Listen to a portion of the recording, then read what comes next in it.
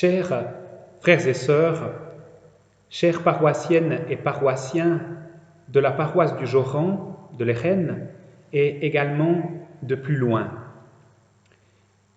Une paroissienne m'a dit que ce qui lui manquait, en fait, durant ces moments de confinement et l'impossibilité de vivre le culte avec nous, c'est qu'il n'y avait plus d'occasion de vivre la communion, la Sainte Seine.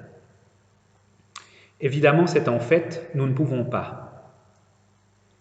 Nous ne sommes pas de la même confession et de la même théologie que les catholiques qui, eux, célèbrent l'Eucharistie comme si cette célébration avait une portée universelle dans le bon fonctionnement et le bon déroulement du monde.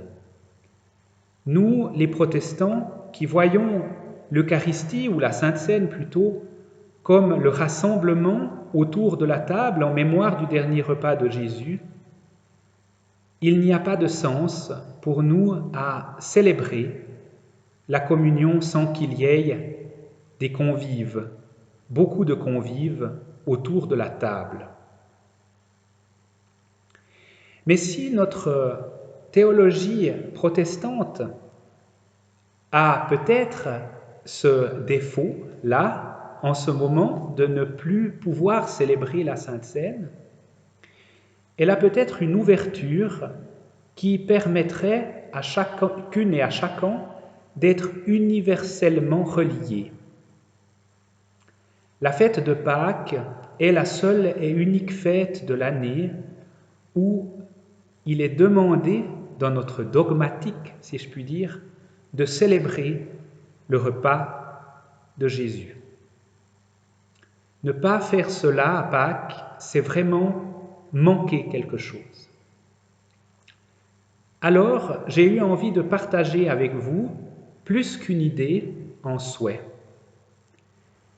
C'est que les chrétiennes et les chrétiens, au moment où ils mangent leur repas de Pâques à table, chez eux, certains seront seuls, d'autres seront en famille proche, naturellement, mais qu'au moment où ils le prennent, ils aient à l'esprit qu'il s'agisse là d'un repas de Sainte Seine, d'un repas de communion, et que le repas de Pâques est un repas spécial que chaque croyant vit de façon spéciale.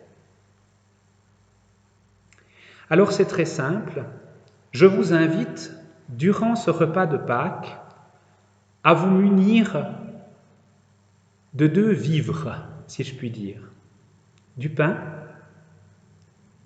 pour représenter la nourriture la plus essentielle, et une boisson de fête, que certains boivent du vin s'ils ne sont pas abstinents, ou d'autres choses feront tout à fait l'affaire, mais une boisson de fête, quelque chose qui n'est pas seulement l'eau de la vie et l'eau de tous les jours, mais qui a quelque chose de festif, de superflu. Parce que c'est bien ça qui est représenté dans la Sainte Seine, c'est le pain de la vie et le vin de la fête.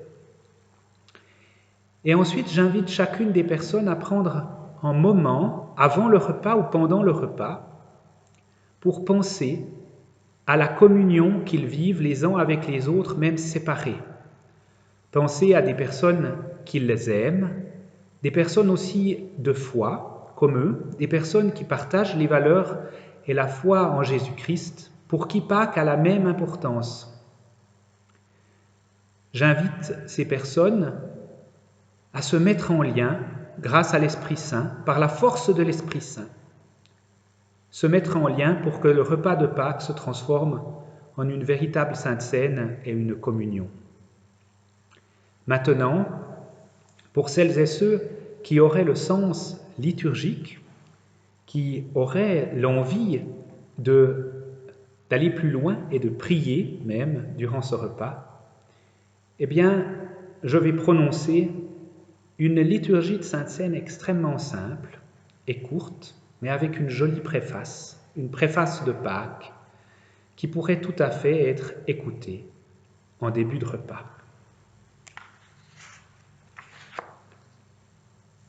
Tu es béni, Dieu de l'univers, toi qui nous donnes ce pain et ce vin, fruits de la terre et du travail des humains. Nous te les présentons. Tu en fais pour nous le pain de la vie et le vin de ton royaume éternel. Élevons nos cœurs vers le Seigneur. Vraiment, vraiment, il est juste et bon de te glorifier, Seigneur, en ce jour de Pâques, où le Christ crucifié est ressuscité. Il nous a tirés de l'esclavage de la mort. Il a accompli les prophéties et les promesses de Dieu. Grâce à lui se lèvent des enfants de lumière pour une vie qui ne finira jamais. Et les portes du royaume s'ouvrent pour accueillir les hommes, les femmes et les enfants du monde entier. Oui, nous te rendons gloire, car la vie naît de la mort de ton Fils, et dans sa résurrection, nous sommes déjà ressuscités. C'est pourquoi le peuple des croyants de la terre, au milieu des autres peuples, rayonne de la joie de Pâques et se réjouit en clamant tes louanges. Alléluia, Alléluia, la terre entière est remplie de ton nom et les cieux se réjouissent. Hosanna au plus haut des cieux. Nous faisons mémoire du dernier repas de Jésus en ce vendredi saint. Le Seigneur Jésus, la nuit où il fut livré, prit du pain et après avoir rendu grâce, le rompit et dit : « Prenez, mangez, ceci est mon corps donné pour vous.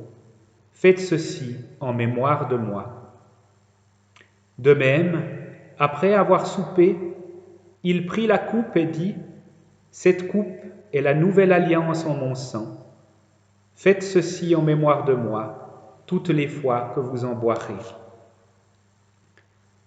Saint-Esprit, Esprit de Dieu, alors que nous ne pouvons communier ensemble, deviens notre lien. Grâce à toi, notre communion devient universelle, une communion de cœur et d'esprit. Tu nous relis les uns aux autres par la force de cette communion. Rends-la universelle et intemporelle, que tous les visages qui forment le corps du Christ s'unissent par ton action dans ce monde. Fais de notre repas de Pâques une communion universelle en Jésus-Christ notre Seigneur. Notre Père qui es aux cieux, que ton nom soit sanctifié, que ton règne vienne, que ta volonté soit faite sur la terre comme au ciel.